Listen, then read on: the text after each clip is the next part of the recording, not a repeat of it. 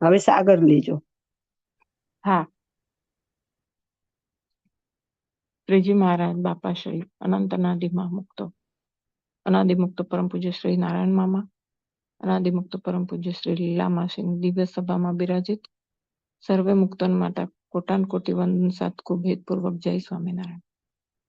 અત્યારે આપણે સાગરમાં હવે ચોથું પ્રકરણ આવ્યા છીએ, સેવા. અત્યારે જ હમણાં બેને જ બધી વાત કરી, એટલે પણ એમાં આ સેવામાં આમાં છે ને સાગરમાં આપણે દરેક પ્રકરણ એવી રીતના લીધા છે કે ધીરે ધીરે આપણે સાધના પદ પર આગળ વધીએ એવી રીતના દરેક પ્રકરણો છે. અને પ્રકરણના મુદ્દા પણ એવી રીતે છે કે શરૂઆત કરતા કરતા આધ્યાત્મિકતામાં આપણે ધીમે ધીમે આગળ વધીએ. એવી રીતના મુદ્દા પણ એવી રીતે કે ને કે ધીરે ધીરે ઉત્ક્રાંતિ તરફ આગળ વધતા હોય એવી રીતના ભાઈએ અંદર થોડીક રાખી છે કે છેલ્લે પછી શું એમ. એવી રીતના આ જે પ્રકરણો છે એ પણ એવી રીતના અત્યારે આપણે છેલ્લું પ્રકરણ જ હતું કર્મ, ગુણ, દોષ અને સ્વભાવ, એના ઉપર હતું કે એના વિશેના બધા આપણે ચર્ચા કરી લીધી કે આપણે એક સાધકે શું પોતાના કર્મ કેવા હોવા જોઈએ, એનામાં ગુણ કયા કયા હોવા જોઈએ, દોષ હોય તો એના પ્રત્યે જાગૃતિ કઈ રાખવી જોઈએ, એને કેવા સ્વભાવ એને રાખવા જોઈએ, કેવા સ્વભાવનો એને ત્યાગ કરવો જોઈએ, તો અંતે પછી એને એ શું પ્રાપ્તિ થાય એ એમાં આપણે જોઈ લીધું. અને હવે જે આવે છે કે સેવા, તો હવે એમાં આપણે મામા શું કહે છે કે સેવા શબ્દમાં જ સમર્પિત ભાવ સમાવિષ્ટ છે, કે એમાં સમર્પણનો ભાવ છે. તે કોઈ વ્યક્તિ, સત્સંગ કે સેવાભાવી સંસ્થા કોઈની પણ હોઈ શકે છે.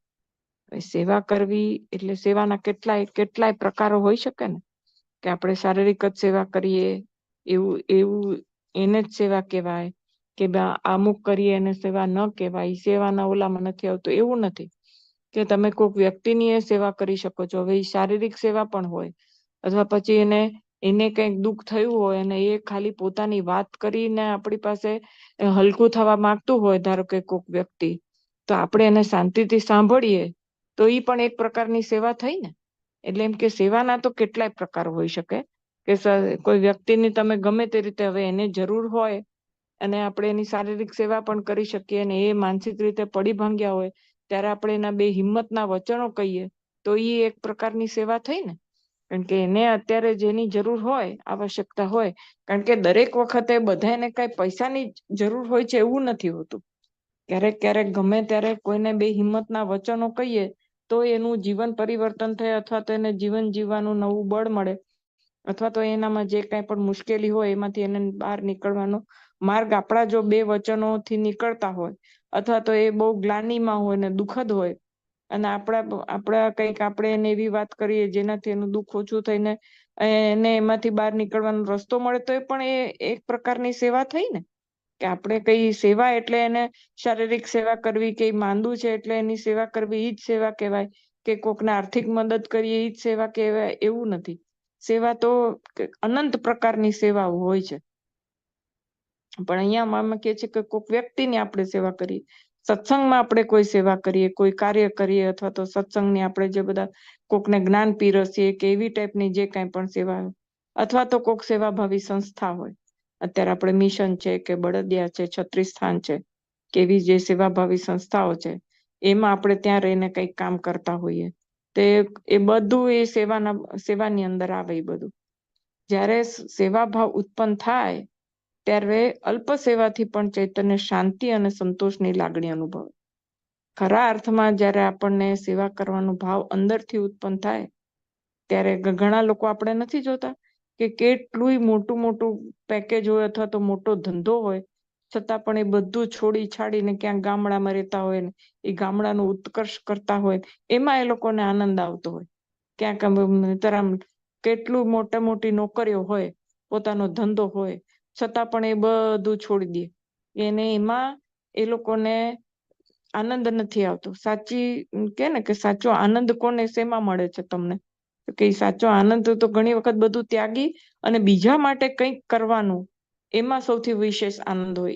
એ વાત બધા કહેતા હોય છે કે આપણે જ્યારે તમે કોઈને નિસ્વાર્થ ભાવે, એમાં આપણું કોઈ જ સ્વાર્થ ના હોય, અને કોકની સેવા કરો ને કોકને મદદરૂપ થાવ ને, તો એમાં જે આત્મસંતોષ મળે ને એવો બીજે શેમાંય આત્મસંતોષ મળતો નથી. અને એમાં જયારે એ વ્યક્તિને એકદમ ખરા અર્થમાં જરૂર હોય અને ત્યારે આપણે ત્યાં જઈને ઉભા રહીએ. એટલે જરૂર એટલે કઈ આર્થિક જ જરૂર એવું નથી કહેવા માંગતી, પણ એમ કે ગમે ત્યારે એમ કે ને કે જયારે તમારે એને આપણા ખભાની જરૂર હોય ને એ ખભો આપણે ત્યાં પૂરો પાડીએ તો એનાથી જે એને આ સંતોષ મળે ને એને સંતોષ જોઈને આપણને જે આત્મસંતોષ મળે એના જેવું સુખ કે છે બીજે ક્યાંય નથી હોતું. એટલે એવી સેવા, એટલે ઘણા લોકો એવા આપણે જોઈએ ઉદાહરણો હોય છે આપણા દેશમાં પરદેશમાં એવા ઘણા કે પોતાની બધી સંપત્તિ આપી પોતે સાવ સાદું જીવન જીવતા હોય અને લોકોની સેવા કરતા હોય. તો શું કામ? કારણ કે એ લોકોને એની અંદર એક કહેવાય ને અનેરો, જે લોકો કહી ના શકે એવો અંદરથી આત્મિક આનંદ, આત્માનો આનંદ એ લોકોને મળતો હોય છે. એટલે જયારે આપણે એમ કે આપણે અંદરથી જયારે ખરા અર્થમાં આપણને એમ થાય કે મારે સેવા કરવી છે, એટલે જયારે એવો ભાવ ઉત્પન્ન થાય ને આપણને ત્યારે જ આપણને અંદરથી શાંતિ લાગે, આપણને એકદમ એક અંદરથી કે ને કે આનંદની અનુભૂતિ થાય, સંતોષ થાય કે ના મેં મારા જીવનમાં કંઈક કર્યું છે. બાકી હવે આપણે આમ જ જીવન જીવ્યા કરે તો એવું તો બધા જીવતા હોય ને. આપણે કંઈક વિશેષ ક્યારે કહેવાય, એક સાધક ક્યારે કહેવાય કે જયારે આપણા હવે એ જ્ઞાન પણ હોઈ શકે આપણે કે કંઈ બીજું જેની જરૂર છે એ આપણે આપીએ છીએ અને એમાં આપણો કોઈ સ્વાર્થ નથી. કોઈ સંસ્થા છે એમાં આપણે સ્વાર્થ વગર સેવા કરતા હોઈએ કે એમાં કઈ લેવાની ભાવના નથી આપણી પાસે. આપણે કોઈ સત્સંગને આપણે કોકને સત્સંગ કરાવતા હોઈએ તો કે ચાલો એને સત્સંગ કરાવ્યો તો એ મારા વખાણ કરશે, કે એને મેં સત્સંગ કરાવ્યો તો હવે ઈ આમ આગળ વધી જશે. તો એનાથી આપણે શું, આપણે એને જરૂર હતી, એને જ્ઞાનની જરૂર હતી તો આપણે જ્ઞાન આપી દીધું. આપણે ભગવાન તો એ જે આપણે નિસ્વાર્થ ભાવે કરીએ કે આપણે કોઈક વ્યક્તિની ઘરની વ્યક્તિઓની તો બધા ફરજ સમજીને આપણે બધા સેવા કરતા હોય બરાબર, પણ કોઈક પાડોશમાં કે કોઈક સાવ ત્રાહિત જ વ્યક્તિ રસ્તા પર કોઈક હોય અને આપણે એને મદદ કરીએ ને તો આપણને અંદરથી જ એમ સંતોષ થાય. એટલે અહીંયા મામા એમ કે છે કે અંદરથી ખરા અર્થમાં જયારે સેવાભાવ ઉત્પન્ન થાય ને આપણે, ત્યારે ભલે ને નાનકડી સેવા હોય કે આપણે કોઈક પડી ગયું હોય ને એને ઊભું કર્યું હોય, એવી આ તો ઉદાહરણ આપું છું કે એવી ટાઈપની કોઈક સેવા હોય ને નાનકડી જમસ્તી, તોય આપણા ચૈતન્યને અંદર શાંતિ થાય છે. કારણ કે એમાં આપણો કોઈ જ સ્વાર્થ રહેલો નથી હોતો, ખાલી આપણને એક જ સ્વાર્થ કે મારે એને મદદરૂપ થવું છે. તો બહુ જ અંદર સંતોષની લાગણી. સાધક માટે સેવાનો પાયો એટલે તેને જેમાં આસ્થા શ્રદ્ધા છે તે સંપ્રદાય કે સંસ્થાની સેવા તે પોતાના જીવનમાં સાધનાના એક ભાગ રૂપે મળાયેલી હોવી જોઈએ. એટલે હવે એક સાધક હોય એને પોતાના જીવનમાં જો સાધના પથ ઉપર આગળ વધવું હોય તો એને જેમાં આપણે શ્રદ્ધા હોય, આસ્થા હોય, એ સંપ્રદાય હોય કે એની સંપ્રદાયની સેવા કરે. આપણે હવે આપણને ક્ષત્રિય સ્થાનમાં આસ્થા હોય, આપણને મિશનમાં આસ્થા હોય, મામા પ્રત્યે આપણને ભાવ હોય, માસી પ્રત્યે આપણને ભાવ હોય, એમણે જે વાત કરી છે એના પ્રત્યે આપણને શ્રદ્ધા હોય, તો એમણે જે કીધું છે એ પ્રમાણે આપણે રહીએ તો મામા અત્યારે ભલે ને એ લોકો પ્રત્યક્ષપણે હાજર નથી, પણ એમણે જે બોધ વચનો આપણને કીધા છે એ પ્રમાણે આપણે જો રહેવાનો પ્રયત્ન કરીએ તો પણ એ મામા માસીની સેવા જ ગણાય ને, કે એમણે કીધું છે એ પ્રમાણે આપણે રહીએ. એ સંસ્થાનું આપણને ઝાંખું દેખાય એવું આપણે ક્યારેય ન કરીએ, કે સંસ્થાને કઈ ખોટ પડે એવું આપણે કઈ ન કરતા હોઈએ, કે આપણે એને સેવારૂપ ઉલટાનું થતા હોઈએ. તો એ બધું જે છે એક સાધક માટે એવા ગુણ જરૂરી છે કે એનું મેઇન તો સૌથી પહેલો પાયો જ એનો છે કે કોઈ સ્વાર્થ વગર કામ કરવું. એક સાધક માટે ઈ સૌથી કે છે કે પાયાની વાત છે કે એને કોઈ પણ સ્વાર્થ રાખવો નહીં કે મને આમાંથી આ લાભ મળી જશે, કે મને હા એક સ્વાર્થ કયો તો કે આ બધું હું કરીશ તો મહારાજનો રાજીપો મને મળશે. એવું તો બધા મુક્તો કે છે ને કે મહારાજનો રાજીપો તો ઈ છો.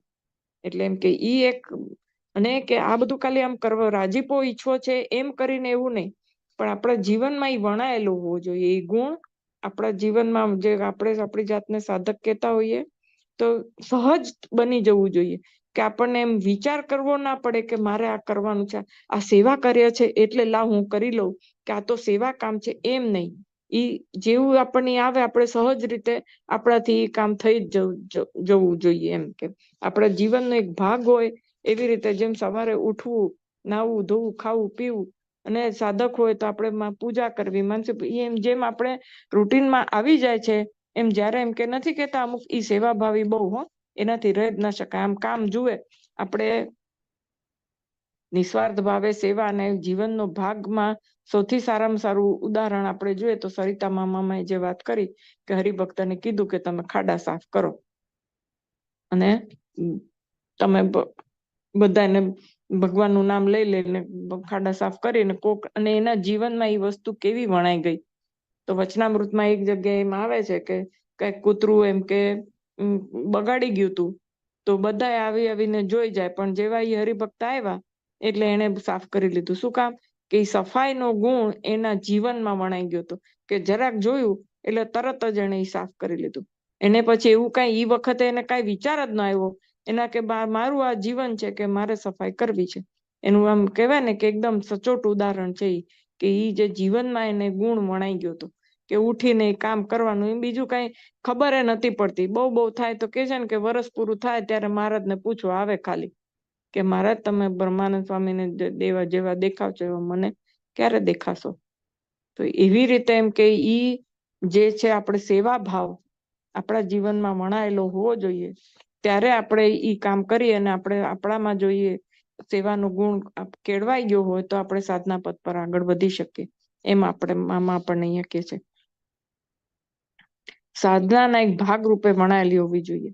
હવે સર્વોત્કૃષ્ટ સેવા કઈ? તો મામા શું કહે છે કે પ્રબુદ્ધ સત્પુરુષની સેવા સાધક માટે સર્વોત્કૃષ્ટ સેવા છે. બાકી બીજી બધી સેવા તો ખરી જ, પણ જે એક સાધક છે જેને ભગવાનને પામવું છે ને એના માટે તો કે જે એક સિદ્ધ પુરુષ હોય, મુક્ત પુરુષ હોય, એની સેવા સર્વોત્કૃષ્ટ છે. કારણ કે એ સેવાથી શું થાય કે એમાં શું કે છે, સેવા એ કર્મો બાળવાનું અમોઘ સાધન છે. સેવા પરમો ધર્મ. સાધક માટે સેવાનો ગુણ વિકસાવવો અતિ આવશ્યક છે, કારણ કે એનાથી કર્મો બળે. હવે મુક્ત પુરુષ જયારે સેવા કરે ત્યારે મુક્ત પુરુષ જે એનું દિવ્ય આવરણ હોય, ચારે બાજુ એ આશીર્વચન આપે એમને, એમના મુક્ત પુરુષની દ્રષ્ટિમાં આવી એમાં જ આવરણો ખસી જતા હોય, તો એમની કે સેવા કરીને જયારે એમનો રાજીપો મેળવે ત્યારે તો ઈ કેવા બધા આપણા કર્મો બાળી નાખે.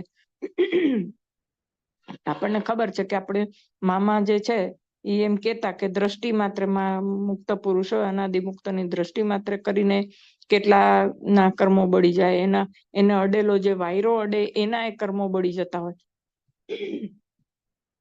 તો જે સાધક છે જેનું લક્ષ્ય એક મૂર્તિ પામવાનું છે અને ઈ લક્ષ્યને લઈને જ્યારે મુક્ત પુરુષની સેવા કરે અને એમનો રાજીપો મેળવે તો એ તો સારામાં સારી વાત થાય ને, કારણ કે એના સાનિધ્યમાં જ હંમેશા રહેવાનું થાય અને એમને એમની જે રાજી કરે એમની સેવા કરે, અંગત સેવા હોય કે બીજી કોઈ પણ. એમણે કીધેલી હમણાં કીધું ને કે મુક્ત પુરુષ જે કે મહારાજ કે આ મારાથી થશે કે નહીં થાય એવો વિચાર. જોકે એમાં એવું છે કે મહારાજના મામા માસીની સેવામાં આપણે હોઈએ ને તો ઈ કે ઈ આપણને આ હું ન કરું એવો વિચાર કદી આવે જ નહીં. એ વિચાર જ ન હોય, કારણ કે જેવું કેવું આપણે તરત જ એ કામ કરવાનું છે. આવડશે કે નહીં આવડે એ વિચાર એ વખતે ના આવે. એમ થાય કે હા ચાલો કરીએ એમ. પછી જો નહીં આવડે કે એ બધું પછી જોયું જશે એમ. એટલે ઈ અનુભવ બધાને હોય કે મામા માસી કઈ પણ ચીંધે તો આપણે તરત જ એ કામ આપણે કરીએ. એટલે એવા મુક્ત પુરુષ ની સાનિધ્યમાં રહેવાનું એટલે એમ કે છે ને કે જે પર્વતભાઈ નું ઉદાહરણ મામા એ શું કામ આપ્યું છે એના ઘરના નડિયાનું, કારણ કે એ લોકો જ્યાં રહેતા હોય ત્યાં એક એમ કે અણુ એ અણુ દિવ્ય થઈ જાય. તો એવી જળ વસ્તુ પણ જો દિવ્ય થઈ જતી હોય તો એમનો દેહ તો દિવ્ય કહેવાય. તો એવા હવે દિવ્ય દેહની સેવા મળે અથવા તો એમની જે ચિંદેલા કામની તો આપણે કહેવાય ને કે કેવા મોટા ભાગ્ય કહેવાય. એટલે એક સાધક માટે તો એનાથી ઉત્તમ એકે વસ્તુ ના કહેવાય, કારણ કે એનાથી એનો ચૈતન્ય નિર્મળ થાય, એના સ્વભાવ પ્રકૃતિ બધા કે ને કે એને જે કાઢવાના હોય એ કાઢી શકે, જે ગ્રહણ કરવાના હોય એ ગ્રહણ કરી શકે, એ સ્વભાવ પ્રકૃતિ બધી દૂર થાય, ગુણોનું બધાનું અંદર આવિર્ભાવ થાય. એટલે કે એ સૌથી સર્વોત્કૃષ્ટ સેવા જો બીજી સંસ્થાની સેવા કરે આ કરે એ બધું તો થાય જ, એનાથી તો બીજબળ ને થાય ને આગળ વધે સાધક. પણ સૌથી શ્રેષ્ઠમાં શ્રેષ્ઠ સાધન આ જ છે કે એને મુક્ત પુરુષની સેવા કરવાની. એ અમોઘ સાધન કીધું છે. અને એક સાધકે સેવાનો ગુણ વિકસાવવો અતિ આવશ્યક છે. જ્યારે એનામાં સેવાનો ગુણ વિકસે ને ત્યારે જે સાધના પથ પર આગળ વધી શકે એવું મામા અહીંયા આપણને કહે છે. એટલે એમ કે જો સેવાનો ગુણ ના હોય તો કોઈ પણ કામ હોય કે કંઈ પણ હોય તો આપણે કરીએ જ નહીં તો કર્મો ઘસાય કઈ રીતે? આપણે ધારો કે કોકને એવી પ્રકૃતિ હોય કે 2 જણ બેઠા હોય તો એકની પ્રકૃતિ સેવાની પ્રકૃતિ હોય ને બીજાની ન હોય તો મામા કંઈક કામ ચીન દે તો જેની સેવા કરવાની પછી તરત ઊભો થઈને મંડે કરવા. અને ઓલાની પ્રકૃતિ એવી ન હોય, ઘણાના નથી સ્વભાવ હતા કે ઘરકામ કરવું ગમે જ નહીં એને. આમ આપણે કોક ચીંધે ત્યારે પરાણ કરે. ઘણા બહેનોને રસોઈ કરવાની ના ગમતી હોય, ઘણા બહેનોને કંઈક બીજું ઘરનું કામ કરવું ના ગમતું હોય. એવું આપણે જોઈએ છીએ ઘણાને. આપણામાં કેટલું હોય એવું. આપણે નથી કહેતા કે આ બધું કરી લઉં પણ આ કામ તો મને જરાય ગમતું નથી, એવું આપણામાં છે ને. એટલે ઈ જે વસ્તુ છે પણ એમ કે ભગવાનનું સોંપેલું છે એમ કરીને કોઈ એક સાધક માટે તો સેવાનો ગુણ એને અંદર ન હોય ને તો વિકસાવવો જોઈએ.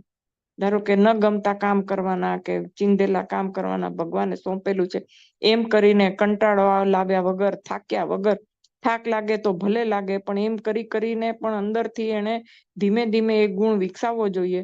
તો શું થાય કે આ બધું સેવા કરે ને એટલે ચૈતન્ય આપણું નિર્મળ થતો જાય. ચૈતન્ય નિર્મળ થાય ને પછી જ આપણે આપણી સાધનામાં આપણે આગળ વધી શકીએ. એટલે એમ કે એક સાધકે સેવાનો ગુણ તો અતિ આવશ્યક છે. મામા કહે છે કે એને વિકસાવવો જ જોઈએ, એ અતિ આવશ્યક છે.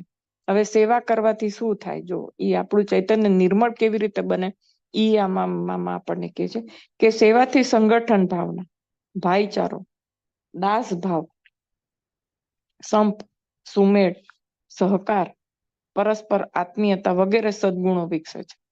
આપણે કોક હવે સેવામાં કામ સંસ્થામાં આપણે કામ કરતા હોય, આપણે જોઈએ છે ને કે સમયમાં આપણે બધા એકબીજા સેવા કરતા હોય કે કચરો કે કંઈક કાઢવાનું હોય કે આપણે મંદિર ધોવાનું હોય તો બધા નથી બહેનો બધી મંડી પડતી અને પછી સારું તમે આ કરો અમે આ કરી નાખીએ, આટલા લોકો આ કરે, કેવી બધા એક સંપ રાખીને બધા કામ કરે છે ને. ધારો કે કઈ કામ તેમ બોલાચાલી થયો અથવા તો એકબીજાને અંદર ન પણ બનતું હોય ને તો ઈ વખતે એવું નથી બતાવતા આપણે કે સારું ચાલો બધા ભેગા મળીને કામ એક વખત આ જે કામ છે ને એક વખત આપણે પૂરું કરી લઈએ. 4 બહેનો મળીને કહેશે કચરો કાઢો, બીજી 4 બહેનો મળીને કહેશે પોતા મારી દો. જો એક મંદિર ધોવાની સેવા હોય તો અનાજ સાફ કરવાનું હોય તો કહેશે ચાલો બધા શાક સુધારવાનું. તો કેવા બધા એટલે એમ કે સંગઠનની ભાવના, બધા એક થઈને કામ કરે કે ચાલો નથી થતું તો આ એક જણથી નથી થતું ચાલો 4 જણ મળીને કરીએ. ભાઈચારો અંદર પછી એકબીજાને અંદર ઓળખે, એકબીજા અંદર ભગવાનની વાતો કરે, પોતાના જે ના સમજ પડતી હોય બીજાને પૂછે, બીજાને ના સમજ પડતી હોય પોતે કે, એવી રીતે. અને પછી બીજું શું કે બધા એક સરખા, એટલે ધારો કે એમ કે ને કે મારાથી રહેવા દો અમે, અને કોક કે તમે બહુ સેવા કરી તો આપણે નથી કેતા ના ના ના ના એવું ને. એટલે એકબીજાની સાથે દાસ ભાવ કેળવવાનો, ભાઈચારો, સંપ, અંદર ઝઘડા ઝઘડી ચાલતા હોય તો કામ પાર પડે? કોઈ કામ સંપથી જ કામ પર.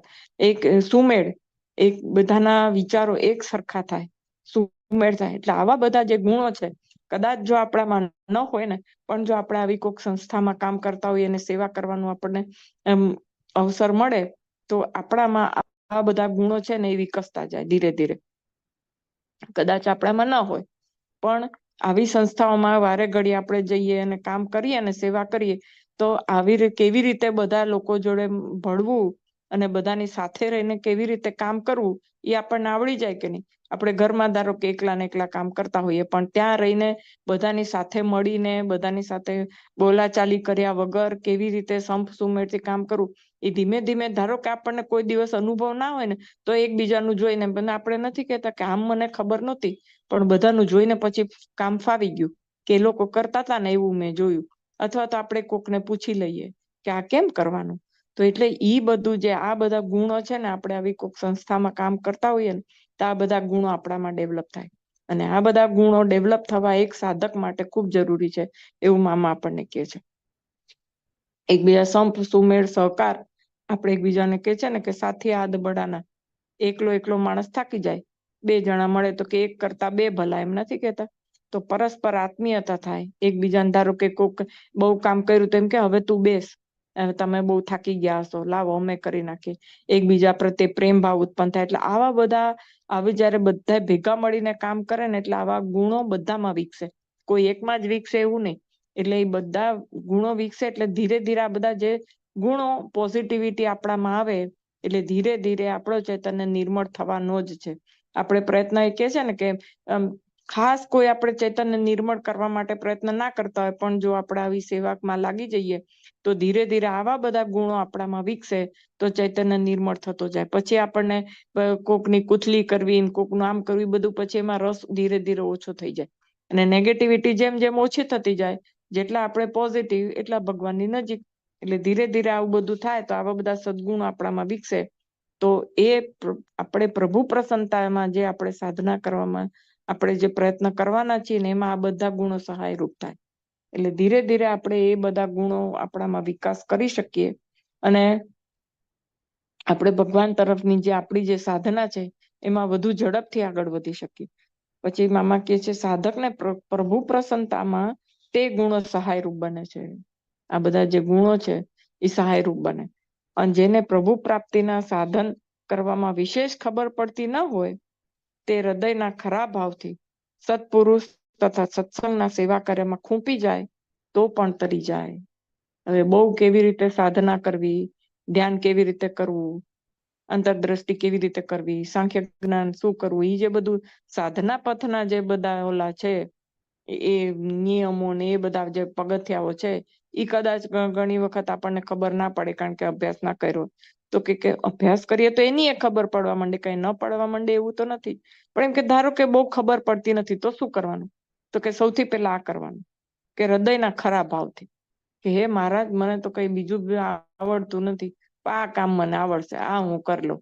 એટલે સંસ્થાની સેવા કરવાની અથવા તો સત્પુરુષની સંસ્થાની સેવા કરે તો સારામાં સારું છે, કારણ કે બાપાશ્રીના ત્યાં આશીર્વાદ હોય, મિશનનું હોય તો મામાશ્રીના ત્યાં આશીર્વાદ હોય કે અહીંયા આવીને જે કોઈ સેવા કરશે કે બધું. પણ એમ કે જો એમાં પણ સત્પુરુષની સેવા થઈ જાય ને તો કામ થઈ જાય આપણું, કારણ કે ઈ પ્રત્યક્ષ બિરાજતા હોય અને ત્યારે જ આપણને આશીર્વચન આપે ને આપણે એની સેવાથી રાજી કર્યા હોય ને તો એના જેવું બીજું ઉત્તમ એક કઈ નથી. એને સેવા કરવામાં તો આપણે તરી જઈએ.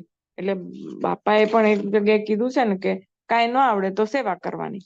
એટલે હવે જે આપણને આમ પૂર્વ ભૂમિકા પછી આપણે પહેલો મુદ્દો લઈએ કે પ્રભુને જે સાધકો પાસેથી સત્સંગ સેવા, માનવ કલ્યાણ વગેરે કાર્યો કરાવવા હોય તેમનામાં થોડો મોહ, મમતા, પ્રેમ, હેત, દયા, કરુણા, સુહૃદય ભાવ વગેરે લાગણીઓ હેતુપૂર્વક રહેવા દે છે.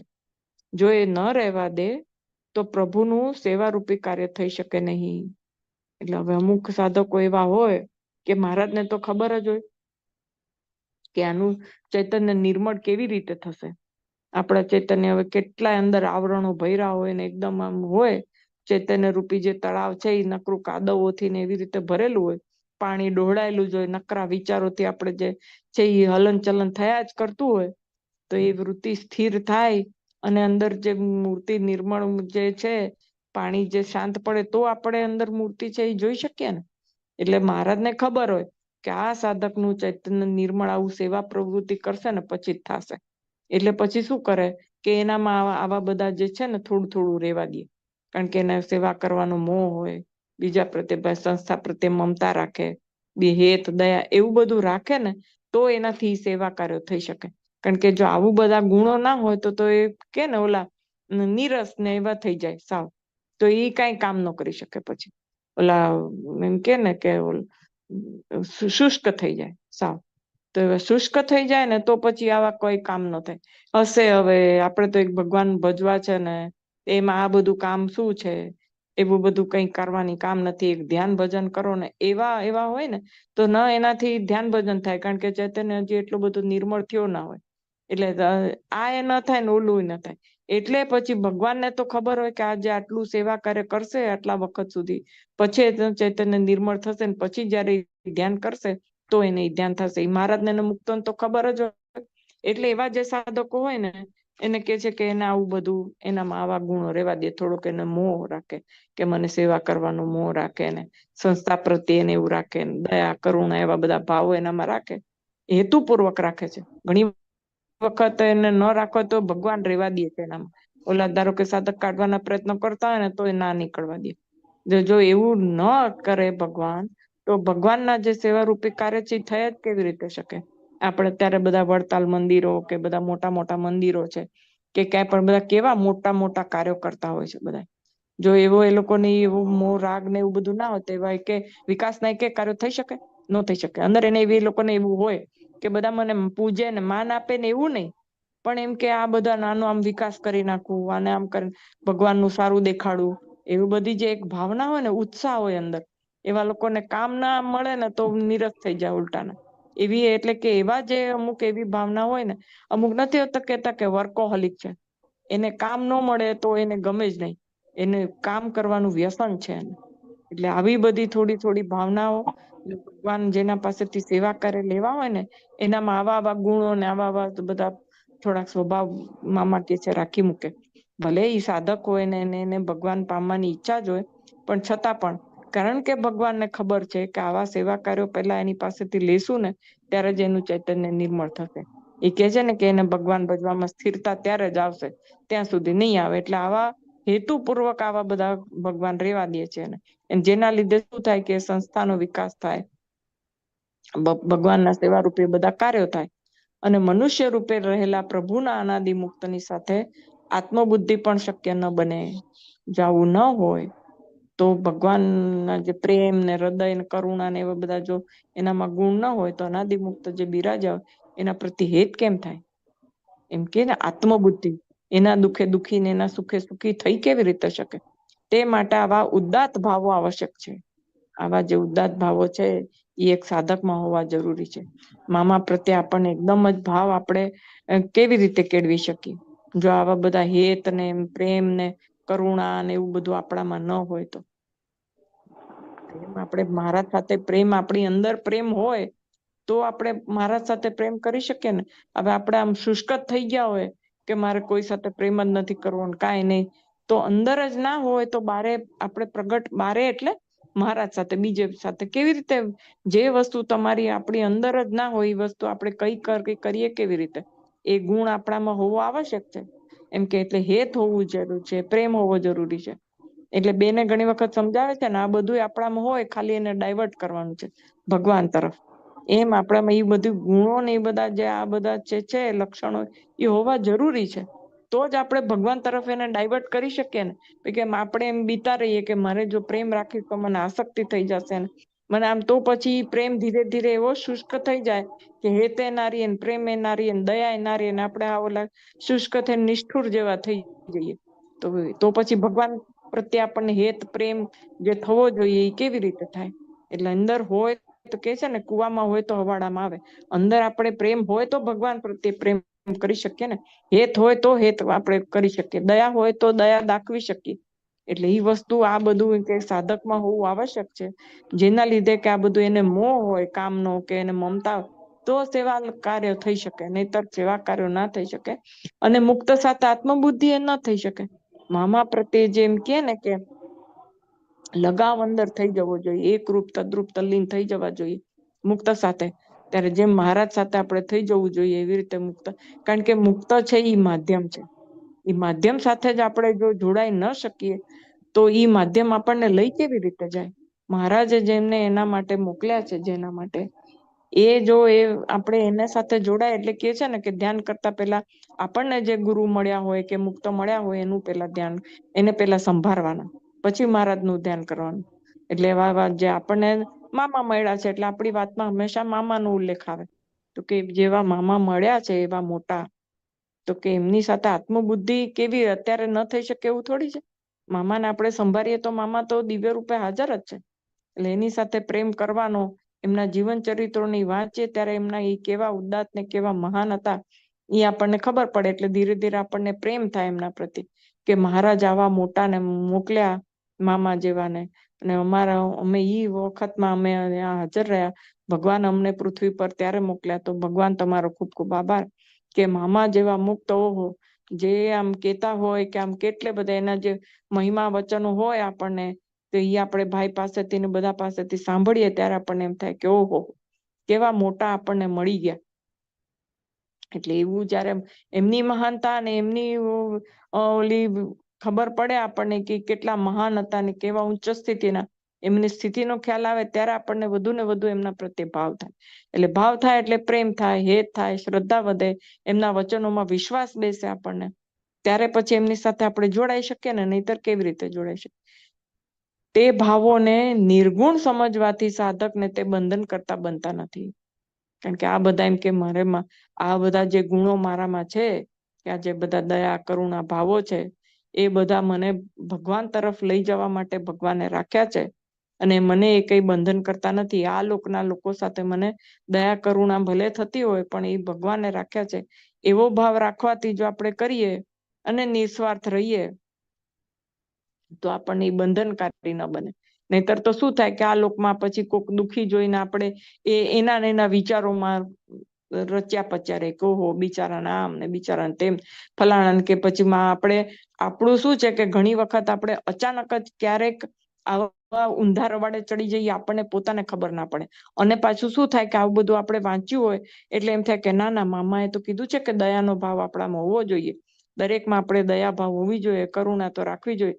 હા, રાખવાની છે, પણ જ્યારે જે વસ્તુ કાર્ય પતી ગયું પછી એને આપણે વિસારી દેવાની, કે આ ભાઈ એને દયાને આપણે એને મદદની જરૂર હતી, આપણે મદદ કરી લીધી, પણ એના વિચારોમાં જો આપણે રચ્યા પચ્યા રહીએ તો અંદર એમાં ઊંડા ઉતરી જઈએ તો પછી આ લોકની દયા માયા જેવું થઈ જાય, પછી આપણને બંધન કરતા બની જાય. પણ આપણે શું કેર કરવાનું છે કે આપણે એમ વિચારવાનું છે કે એ બધા તો નિર્ગુણ છે અને મારે એ બંધન કરે એવું નથી. મારા જે કે મુક્તો એ મારા માટે રાખ્યા છે, મારે જે સેવા કાર્ય કરવાના છે હું સેવા કરી લઉં, પછી મને કઈ મારે આ લોકના લોકો જોડે જે મારી ફરજ છે એ પ્રમાણે હું કરું. પણ મુક્ત સાથે આપણે આત્મબુદ્ધિ પૂરેપૂરી કરવાની છે. નિસ્વાર્થ સેવા કાર્યોથી પ્રભુની પ્રસન્નતા થયે, પ્રભુના દિવ્ય સ્વરૂપમાં સ્થિતિ થાય, પછી એ ભાવો પણ લુપ્ત થઈ જઈ કેવળ પ્રભુના દિવ્ય સુખની જ અનુભૂતિ રહે છે. છેલ્લી જો આમ કે છે ને કે મુદ્દામાં એવી રીતે વાત આવે છે કે શરૂઆત અને પછી છેલ્લે આપણને કઈ પ્રાપ્તિ થાય, કે આ બધી જે સેવા છે એમાં આપણે કોઈ જ સ્વાર્થ ન હોય ને તો જ ઈ આપણને ઉર્ધ્વ ગતિને પમાડે. કે ધારો કે મેં આવી સેવા કરી, કે હું આવી સેવા કરું છું, એવો આપણે ભલે કોઈને કહેતા ન હોઈએ, પણ અંદર જો એક ઊંડે બી ક્યાંક એવો આપણને એવો એક ભાવ રહી જાય ને કે હું આવી સેવા કરું છું, તો આપણી આધ્યાત્મિક નો ડાઉટ આપણે સેવા કરીએ ને આપણો ગુણ સારો છે, એની ના જ નથી, પણ આપણી આધ્યાત્મિક પ્રગતિ જે થવી જોઈએ, કે આપણું ચૈતન્ય નિર્મળ થવો જોઈએ ને, એ ન થઈ શકે.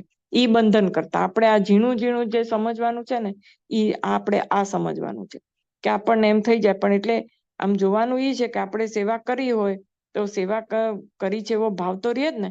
એટલે ઘણી વખત ભાઈ આપણને સમજાવે છે ને કે 10 મણનો ભાર લઈને આપણે ચાલતા હોઈએ, છતાં પણ આપણે એવું વિચારવાનું છે કે આપણને એ ભાર નથી ઉપાડી. કેવી રીતે શક્ય છે? આપણા વાંસામાં 10 મણનો ભાર હોય તો વજન તો લાગવાનું જ છે ને આપણને, છતાં પણ આપણે એવું વિચારવાનું છે કે આ ભાર નથી ને હું તો એમ ન છું. એટલે આ કેટલી અઘરી વસ્તુ છે કે આપણા બધામાં આવા બધા ગુણો હોય, સેવા કાર્ય, દયા, પ્રેમ ને હેત ને આ બધા ભાવો હોય આપણામાં, તો ઈ ભાવો છે હોવા છતાં એટલે આપણને એનો અનુભવ તો થવાનો જ છે, છતાં પણ એમ રાખવાનું છે કે આ બધા ભાવો ભગવાનના છે ને. એટલે એટલી જેમ 10 મણનું વજન લઈને આપણે ચાલતા હોઈએ અને આપણે એમ વિચારીએ કે મારા મનનું વજન નથી, એ એટલી જ અઘરી આ વસ્તુ છે. પણ છતાં પણ કોઈ પણ નિસ્વાર્થ ભાવે જ્યારે આપણે કરે, સ્વાર્થ નહીં રાખવાનો. હવે મને સેવાની તક આપી એ એક સ્વાર્થ થઈ ગયો, કે આપણે આમ ઊંડી રીતે વિચારીએ તો કે આપણને ભલે ને આપણે કોઈને ના કહેતો, પણ અંદર કે હા મારામાં એક આવો ગુણ છે, તો પણ એવો જે ભાવ, એમાં જો આપણને સ્વાર્થ, તો જો એમાં કંઈક આપણને સ્વાર્થ આવી જાય તો આપણે ટૂંકમાં આપણે કંઈ પણ એવું કરીએ ને તો આપણી આધ્યાત્મિક પ્રગતિ જો અટકી જતી હોય ને, તો આપણે ક્યાંક આપણને કંઈક ખૂટે છે કે કંઈક આપણે ખોટું કરી રહ્યા છીએ, આપણે વિચારવાનું કે આપણે આ બધું શું છે કે જાતે જ એક સાધકે પોતે જ જાતે જ વિચારીને આપણે આગળ વધી શકીએ એટલા માટેના બધા મુદ્દાઓ છે. એટલે ધારો કે આપણને એવું કંઈક થતું હોય અને આપણે ઘણું બધું સેવા કાર્ય કરતા હોય અને મુક્ત પ્રત્યે આત્મબુદ્ધિ એ કર્યું, છતાં પણ આપણને ધ્યાન માર્ગમાં વિક્ષેપો થતા હોય અને આપણે આગળ ન વધી શકતા હોઈએ, તો તરત જ અંદર આપણે ઊંડા ઉતરીને વિચારવું પડે કે હારું આમ કેમ થાય છે, ક્યાંક કાંઈક ખોટું થઈ રહ્યું છે, ક્યાંક મને મારું પોતાનો ભાવ આવી ગયો છે કે શું છે. ભગવાનને પ્રાર્થના કર્યા કરવાની કે આવું બધું મને ન થાય, કારણ કે છે ને પ્રાર્થના છે ને એ સૌથી બ્રિજ ટુ અક્ષરધામ એમ કે છે ભગવાન સુધી પહોંચવાનો પ્રાર્થના છે સૌથી મોટો બ્રિજ છે. એટલે પ્રાર્થના તો ભગવાનને કરવી પડે કે આ મને આવું કેમ થાય છે, આટલું બધું મારામાં ગુણો હોવા છતાં કેમ આધ્યાત્મિક પ્રગતિ નથી થતી, તો મહારાજ મોટા મુક્તો તમે દયા કરજો. અથવા તો આપણામાં કોઈક હોય આપણને ગાઈડ કરી શકે એવું, તો આપણે એને પૂછી લઈ શકીએ કે ભાઈ આવું છે તો છતાં પણ મૂર્તિમાં વૃત્તિ સ્થિર કેમ નથી થતી, મૂર્તિમાં કેમ મારે વિચારો બધે ફર્યા કરે છે. એટલે એ બધું જો થતું હોય તો આપણે અંદર કે છે ને કે ઇન્ટ્રોસ્પેક્શન કર્યા જ કરવાનું કે આમ છે તો આમ છે તો આમ.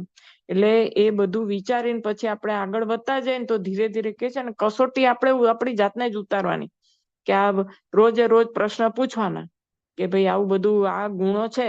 કારણ કે ગુણો જે હોય આપણને તો ખબર જ હોય કે મારામાં આટલા ગુણો છે, ને જો અંદર આંતર ખોજ કરીએ તો અવગુણોની પણ ખબર પડે કે આટલા મારામાં અવગુણો છે. તો ઈ છે આ બધા ગુણો છે એ બધાનું કંઈક મને ક્યાંક અંદર ભાવ થઈ જાય છે કે મારામાં આવો ગુણો છે. આ બધું ધ્યાન માર્ગમાં આગળ કેમ નથી વધાતું, અને વધાતું હોય તો આપણે સાચે માર્ગે છીએ. આપણને મૂર્તિ દેખાતી હોય ને આપણા ધ્યાનમાં સ્થિરતા આવતી હોય તો આપણે સાચે માર્ગે છે, તો ચિંતા કરવાની આવશ્યકતા નથી. પણ જો આવું કંઈક હોય તો આપણે પ્રાર્થના કરવાની, મોટા મુક્તોને સહાયતા માટે પ્રાર્થના કરવાની. જો પ્રત્યક્ષપણે બિરાતો હોય, કોઈ ગાઈડ કરી શકે એવું હોય તો એને પ્રશ્ન પૂછી લેવાય. તો કે છે કે આપણે નિસ્વાર્થ સેવા કાર્યોથી પ્રભુની પ્રસન્નતા થયે, પ્રભુના દિવ્ય સ્વરૂપમાં સ્થિતિ થાય. ભગવાનનું જે દિવ્ય સ્વરૂપ છે એમાં સ્થિતિ થવા માંડે ધીરે ધીરે ધીરે ધીરે. કારણ કે આ બધા સેવા કાર્યો કરવાથી ચૈતન્ય નિર્મળ થાય. નિર્મળ થાય એટલે આપણે સાધક હોય એટલે એનું લક્ષ્ય તો ભગવાનની મૂર્તિ પામવાનું હોય જ. એટલે એ ગમે ત્યારે પછી ધ્યાન કરવા તો બેસે જ, સેવા કરતો હોય કે ગમે તે કરતો હોય તોય. એટલે એમ કે સેવા કરતા કરતા જો પછી એમ કે ન થતું હોય ધ્યાન, તો વિચારવાનું કે મારું મન નિર્મળ કેમ નથી થતું, ક્યાં વાંધો કઈ જગ્યાએ આવે છે એમ. કે આમાં મારો કઈક સ્વાર્થ છે, મને લોકો વખાણે એવો સ્વાર્થ ક્યાંક મારા અંદર ઊંડે ઊંડે રહ્યો છે કે ભલે ને હું કોઈને કાંઈ જણાવતી નથી છતાં પણ કંઈક એવું છે જેનાથી મને ધ્યાનમાં મૂર્તિમાં સુખ નથી આવતું, કે મારામાં વૃત્તિમાં મૂર્તિમાં ચોંટતી કેમ નથી.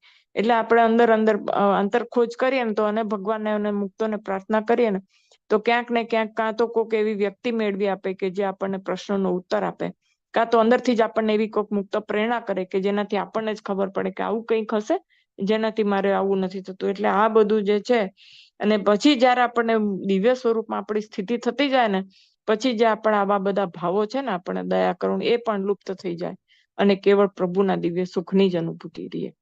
આ છેલ્લી પ્રાપ્તિ થાય કે સેવા કરતા કરતા આપણને આવું થાય તો પછી આવું થાય. એના પછીનો જે મુદ્દો છે બીજો, કે જે મુમુક્ષુને શ્રીજી મહારાજનું સત્સંગ સેવાનું કાર્ય કરવું હોય તેમણે હંમેશા પોતાની ગાંઠનું ખર્ચ જ ખાવું. હવે જો પેલા મુદ્દામાં શું આવ્યું કે મહારાજની સેવા કરવાની, સંસ્થાની સેવા કરવાની, મુક્તની સેવા કરવાની, તો ચૈતન્ય નિર્મળ થાય. હવે એ સેવા તો આપણે કરીએ છીએ પણ એમાં શું શું ધ્યાન રાખવાનું, કઈ રીતે સેવા કરવાની, એ બધી ઝીણી ઝીણી બાબતો પણ મામા અહીંયા આપણને શીખવાડે છે. કે સેવા તો કરીએ ચાલો, પણ સેવા કઈ રીતે કરવાની, તો એમાં શું કરવાનું, તો કે જેને એવું એમ હોય કે સત્સંગનું સેવા કાર્ય મારા ભગવાન એને સોંપ્યું છે ને એ કરતા હોય તો શું કરવાનું. સૌથી પહેલા તો શું કરવાનું કે સૌથી પહેલા પોતાની ગાંઠનું ખર્ચ ખાવાનું, સંસ્થામાંથી કોઈ લેવાનું નહીં. કે ભાઈ ચાલો હું સેવા કરું છું તો આટલો દાન ધર્મ દો, આટલો તો મારો હક બને છે. કે આમાં પોતાનું ગાંઠનું પોતા પાસે, એમ કે ઘણા લોકો એમ નથી હોતા કે ઘરમાં કઈ ખાવાનું ના હોય તો કે મારે તો હું મંદિરમાં રહું અને મંદિરની સેવા કરું. કદાચ કામે કરતા હોય અને ઓનેસ્ટલી કરતા હોય કામ, નિષ્ઠાપૂર્વક કામે કરતા હોય, બધુંય કરતા હોય, પણ મંદિરમાં જ રહેતા હોય ને મંદિરનું ખાતા પીતા હોય, બરાબર. તો એમ કે ઈ જે છે ઈ ન કરવાનું, કે પોતાની ગાંઠનું ખર્ચ ખાવાનું. આપણને તો મારા જે શિક્ષાપત્રીમાં જાત્રા કરવા જઈએ ત્યારે કોઈનું નહીં ખાવાનું એવું કહી દીધું છે, પોતાની ગાંઠનું ખર્ચ ખાવાનું. એટલે આપણી પાસે જયારે એમ કે મારા ખાધા ખોરાકી પૂરેપૂરી છે મારી પાસે, અને હવે પછી મારે સેવા કરવી છે, તો આપણી આધ્યાત્મિક પ્રગતિ તો થાય. એક સાધક જે છે એને સાધક, બાકી બીજા બધા જે રીતે એના પાસે આર્થિક સદ્ધરતા ના હોય ને લેતા હોય ને એ બધી વાત પછીની છે. પણ એમ કે જો એક સાધક છે અને એને મહારાજની મૂર્તિ એને પોતાનું લક્ષ્ય બનાવ્યું છે અને એ સંસ્થામાં સેવા કરવા રહ્યા છે, કારણ કે ધારો કે નિવૃત્તિ લઈને સેવા કાર્ય કરતા હોય તો એને પોતાની ગાંઠનું ખર્ચ ખાવાનું, જો એક સાધક હોય તો. એવી રીતે અપરિગ્રહી રહી સેવા કરવાની તૈયારી હોય તો જ તેવા કાર્યમાં જોડાવું. હવે તો જ કહી દીધું મામાએ. નહીતર એમ કે પછી મંદિરને આપણે એવી રીતે જો બધા જ સેવા કાર્ય કરે અને મંદિરમાં જ ખાઈ પીને પડ્યા રહે તો મંદિર સંસ્થાને તો કેટલો બધો ઘસારો પડે ને. એવી રીતે બધા મફતિયાત જોઈ રહેતા હોય તો. અને જે સેવા છે એમાં એના કર્મો ઘસાય નહીં, કારણ કે જે બધું છે એનું ફળ ભોગવી લે છે, તરત જ લઈ લે છે મંદિરમાંથી, જે ખાવું પીવું રહેવું બધું, ઉતારામાં લાઈટો વાપરવી, આ કરવું તે કરવું, ધર્માદા થતા ન હોય, આર્થિક પરિસ્થિતિ ના હોય તો, અથવા તો કંઈ બીજું ત્રીજું જે કાંઈ પણ ભાવો સાથે. એટલે એમ કે એવી જો તૈયારી હોય કે આ ભાઈ મારી પાસે આટલા પૈસા છે ને એનું વ્યાજ આવે છે ને એમાંથી મારું ખાધા ખોરાકી નીકળી જશે અને હું સંસ્થાની સેવા કરું છું ભગવાનના રાજીપા માટે,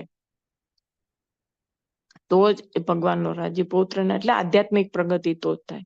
એક સાધકની આવી તૈયારી હોય તો જ એને આ પગલું માંડવાનું. નહીતર તો પછી જે રીતે ત્યાં પોતાનો વ્યવહાર સાચવતા જે થોડી ઘણી સેવા સંસ્થાની થાય એ કરવાની, બાકી નહીતર કાયમ રહેવા માટે તો પોતાની ગાંઠનું ખર્ચ.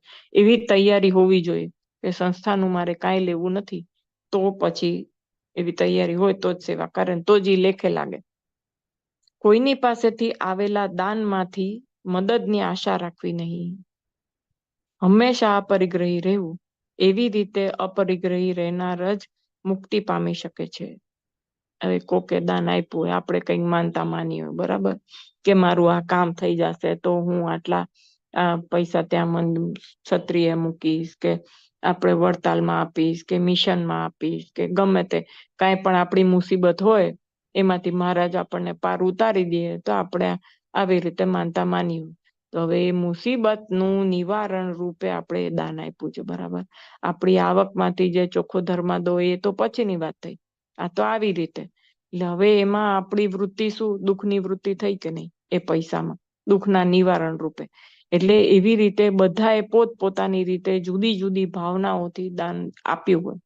હવે ભગવાનને તો નિર્ગુણ છે, નિર્લેપ છે, એને શું અડવાનું છે?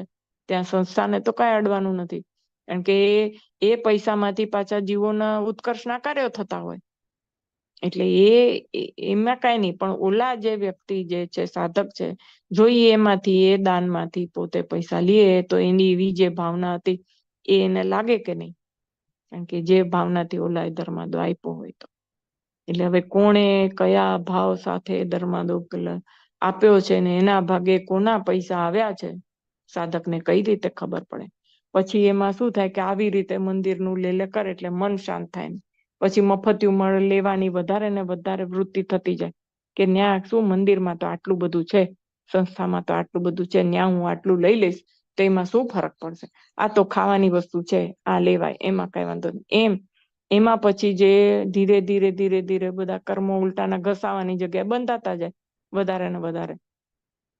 પછી કારણ કે જેવા ભાવ સાથે દાન આપ્યું હોય એ દાનનું આપણે ખાઈએ તો પછી આપણી વૃત્તિ ધીરે ધીરે એવી થતી જાય ને. એક સાધકને પછી ઉર્ધ્વગતિ થવાની જગ્યાએ કદાચ અધોગતિ પણ થઈ શકે છે. એટલા એમ કે ચેતવણી આપી છે કે આવું કાંઈ કરવાનું નહીં. એટલે ભાઈ તો ઘણી વખત એવું પણ આમાં સાગરમાં જ આવશે હજી, કે આપણે એમ કે મંદિરે જઈએ તો આપણી અનુકૂળતા માટે ને આપણી સગવડતા માટે ત્યાં દાદરામાં કઠોળો બનાવ્યો છે, આપણને દર્શન સરસ રીતે થાય એટલે લાઈટો મૂકી છે, આપણને ગરમી ન થાય એટલા માટે પંખા મૂક્યા છે. તો એ બધી સંસ્થાનો આપણે ઉપયોગ કર્યો કે નહીં?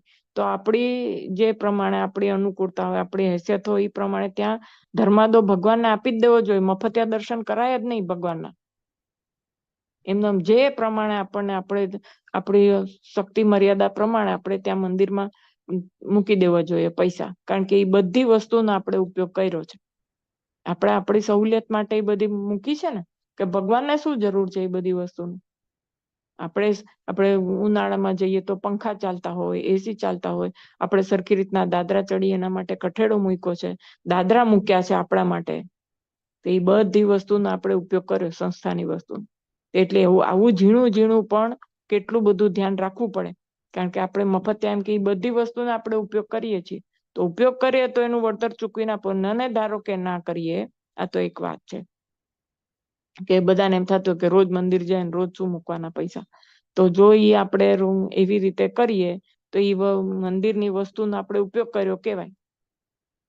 એ મંદિરની વસ્તુનો ઉપયોગ કર્યો તો પછી ધીરે ધીરે મન શુષ્ક થતું જાય. એમાં હવે આપણે શું થાય તો ભગવાન જાણે. એટલે એવી રીતે એટલે આવી ઝીણી વસ્તુ એ ભાઈ તો મામા શીખવાડે છે આપણને કે મંદિરમાં ગયા હોય તો આવી વસ્તુનો ઉપયોગ કર્યો હોય તો પણ એનું પણ આપણે મૂલ્ય ચૂકવી દેવાનું. એટલે આપણે ક્યાંય બંધનમાં ન આવીએ એવું મામા આપણને અહીંયા શીખવાડે છે. એટલે પોતાની ગાંઠનું ખર્ચ કાઢવાનું એવું આપણી એવી શક્તિ મર્યાદા હોય કે હા ભાઈ મારી પાસે પૈસા છે અને હું ત્યાં તમારી સેવા કરીશ અને હું મારા પૈસાથી મારું બધું જે ગુજરાન છે એ હું ચલાવીશ. તો અને એવી રીતે રીએ તો જ એની પ્રગતિ થાય. જજ વાપરી દે નહીતર તો થાય નહીં. બીજા પાસેથી દાન ગ્રહણ કરનારનું મન સ્વતંત્રતા ગુમાવી નિર્મળ બનવાથી તેની સાત્વિકતા ઘટે છે. તેથી સાધનામાં એકાગ્રતા સાધવામાં મુશ્કેલી નડે છે.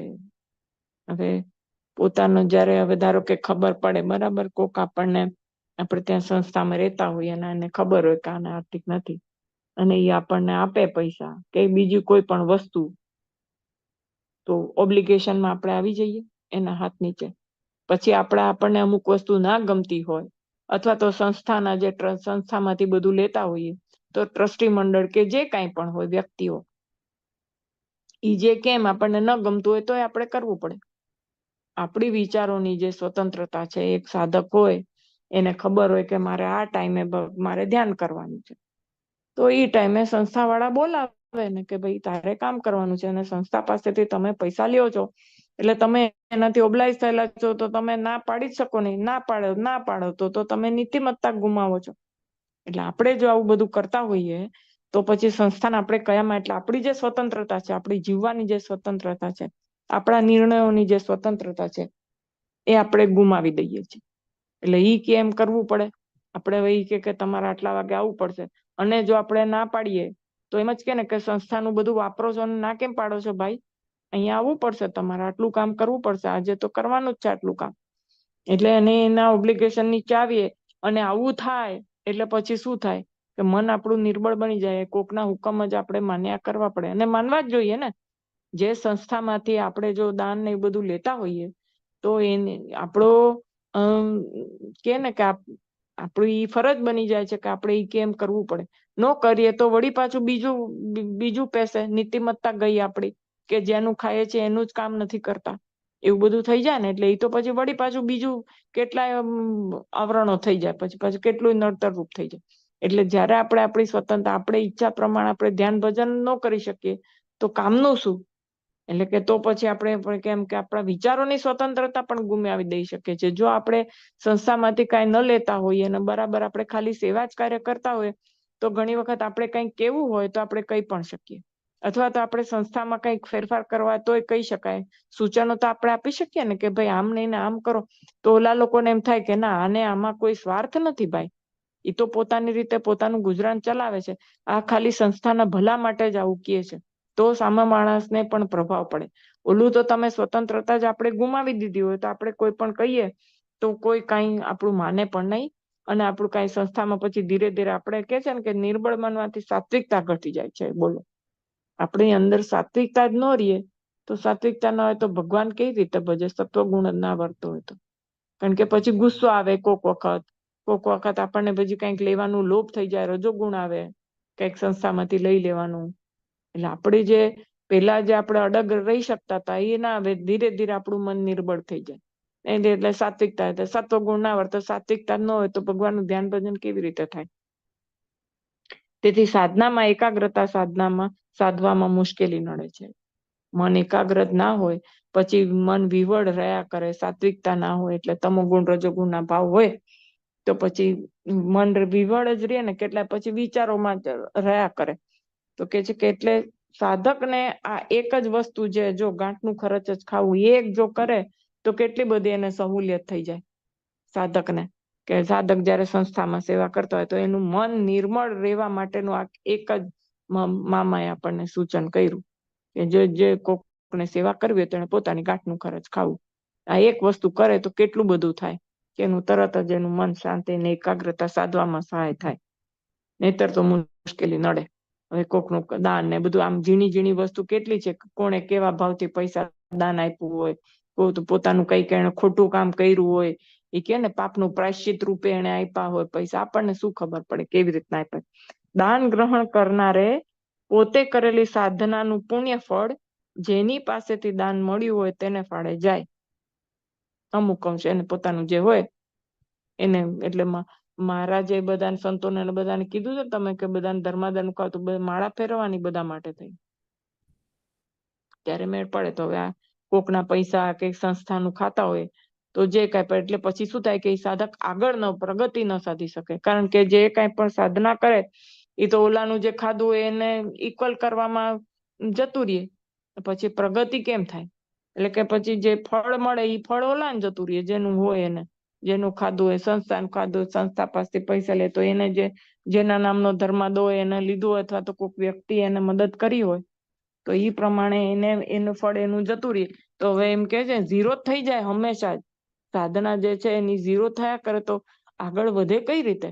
જે સાધના કરી ઓલાનું ખાધું એટલે એને ગઈ, ઓલા એનું ફળ એને ગયું, ઓલાનું ફળ એને ગયું, તો આગળ ઝીરો નો ઝીરો જ રહે સાધક, આગળ વધી જ ના શકે.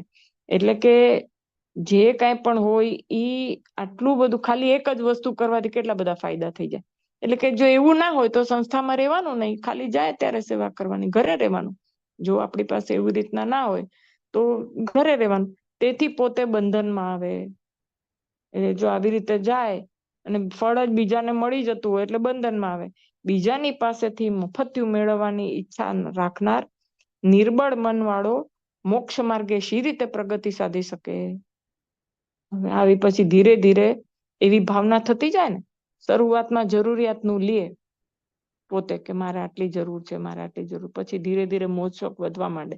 કારણ કે મંદિર ને સંસ્થામાં તો કેટલું બધું આવતું હોય, બધી વસ્તુઓ. પછી ધીરે ધીરે એને એમ થાય કે આ મારે આની જરૂરિયાતો વધતી જાય, મોજ શોખ વધતા જાય ધીરે ધીરે. એટલે પછી એનું મન પછી એમ થાય મફતિયું છે ને લાવો ને, ત્યાં ક્યાં કોઈને પૈસા ભર્યા છે તો કોને નુકસાન જવાનું છે એમ. મહારાજ ક્યાં પછી જાત જાતના તર્ક વિતર્કે થવા માંડે ને. ધારો કે ખાવાની વસ્તુ હોય તો કે છે મહારાજ ક્યાં ખાય છે, મહારાજને તો ધરાવી દીધું છે, મહારાજે પ્રસાદ લઈ લીધો, મને પ્રસાદ આપ્યો, મહારાજે આ પ્રસાદ મને આપ્યો. એવી બધી કેટલી તર્ક હોય. પછી એ બધું થાય તો પછી ધીરે ધીરે મન એનું નિર્મળ થઈને પછી જાત જાતની ઈચ્છાઓ અને પ્રવૃત્તિઓ બધું કરવા માંડે કે આ વસ્તુ લઈ લઉં, ઓલી વસ્તુ લઈ લઉં ને. એટલે એની જે વ્હીલ પાવર કે ને એ વ્હીલ પાવર ઓછો થતો જાય. પછી ધારે અંદરથી કોક વાર એમ થતું હોય ને મોટી વસ્તુ લે તો કે ના ના આવી ના લેવાય, પણ એનું મન ને વ્હીલ પાવર એવો નિર્બળ થઈ ગયો હોય ને કે પછી એને એમ થઈ જાય વાંધો નહીં, લાવો લઈ લો. હવે આવી જેમની પછી વૃત્તિ થઈ ગઈ હોય બધું લેવાની, તો હવે ઈ મોક્ષ માર્ગે કઈ રીતે પ્રગતિ સાધી શકે? મામા એમ ઓલું કે છે કે જેની વૃત્તિ આવી જ હોય, મફતિયું મેળવવાનું હોય, તો ઈ મોક્ષ માર્ગે સી રીતે પ્રગતિ સાધી શકે? ઈ વ્યક્તિ એ સાધક કોઈ દિવસ મોક્ષ માર્ગે પ્રગતિ સાધી નથી. જે સાધક સેવા કાર્ય કરે છે એ કઈ પ્રભુ માટે અથવા મોટા મુક્ત માટે નથી કરતો કે હા ભાઈ ચાલો તમને આટલું હું તમને કામ કરી દઉં. ભગવાનને શું પડી જાય, તું ને તારા જેવા 17, બરાબર?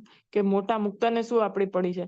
એ તો કેવળ આપણા માટે થઈને આપણને સેવા આપે છે કે જેનાથી આપણું કંઈક ભલું થાય. તો આપણે કે મેં તો મામાની આવી સેવા, અલા ભાઈ કોના માટે કરી? મામાની આવી સેવા કરી કે માસીની આવી સેવા કરી કે મેં તો હું તો ત્યાં જઉં ને, બળદિયા જઉં ને, હું તો આટલું કામ કરી નાખું. ભાઈ કોના માટે? તું ને નહીં કર્યું હોય તો બીજા કરશે કોક, ત્યાં તો કેટલાય હોય, બરાબર? તને ગરજ પડી છે, આપણને ગરજ છે. ધારો કે હું આમ કહું કે બળદિયા જઉં તો મારે હું તો ત્યાં કચરો વાળી નાખું, પોતું કરી નાખું, તો કહેવાની ક્યાં આવશ્યકતા છે? મેં કોના માટે કર્યું? મારા માટે. કારણ કે મને મહિમા છે અને મને ખબર છે કે ત્યાં મંદિરની હું સેવા કરીશ તો મારા કર્મો ઘસાશે. તો પોતાના સ્વાર્થ માટે કરીએ છતાં 4 જણને કહેતા ફરીએ, તે તો ઝીરો થઈ ગયું.